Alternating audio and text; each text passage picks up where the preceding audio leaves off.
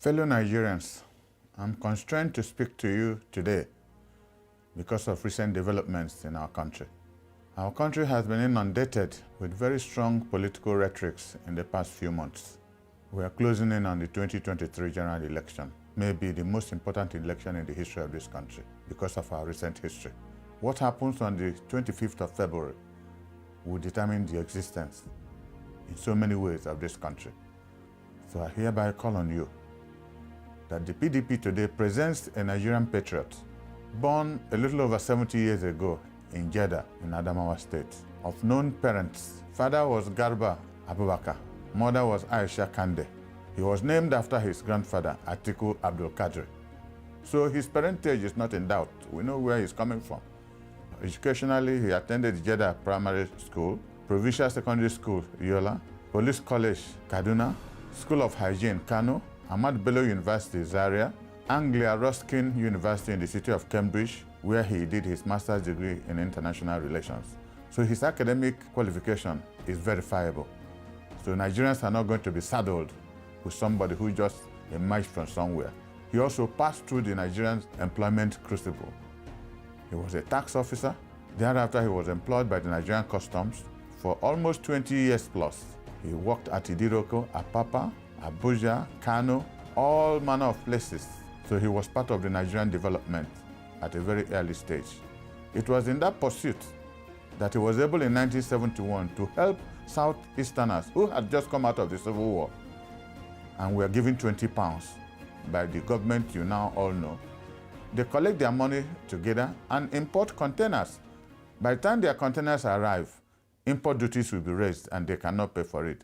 This same Atiku Abubakar, who was a customs officer at Apapa Wharf, helped Igbos to clear their containers out of sympathy and love of mankind. In 1972, he was not running for presidency or governorship of any kind. It shows you the love he has for a people. By the time he did it, he was not married to a Yoruba woman, he was not married to an Igbo woman, but he later did. So the children he got from Titi Abubakar are Yorubas and Fulanis. The children he had with Jennifer, an Onisha woman, are Igbos and Fulanis. He has built bridges across the past 40 years. So development of Nigerian cultural heritage is part of his lifestyle. That is why when you look at the people following him in this campaign, you cannot but get astonished.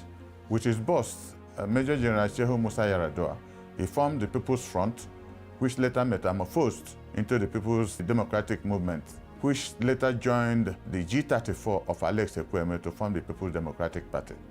So he's been part of the developmental process, not just wanting to run for an office, which many political opportunists do today. From there, he ran as governor and won election in Adamawa State as governor-elect. There must be elements in his character, elements of integrity, consistency, which is lacking in this country today, that endeared him to Olusegun Obasanjo. And for the first 4 years of that government, as if you remember, Obasanjo was running around the world to get debt relief for Nigeria, and Atiku Abubakar was running the government effectively. And the 8 years of that administration is now part of history. When you compare them with what has happened recently, there will be no need for discussion. He has built unity with friendship.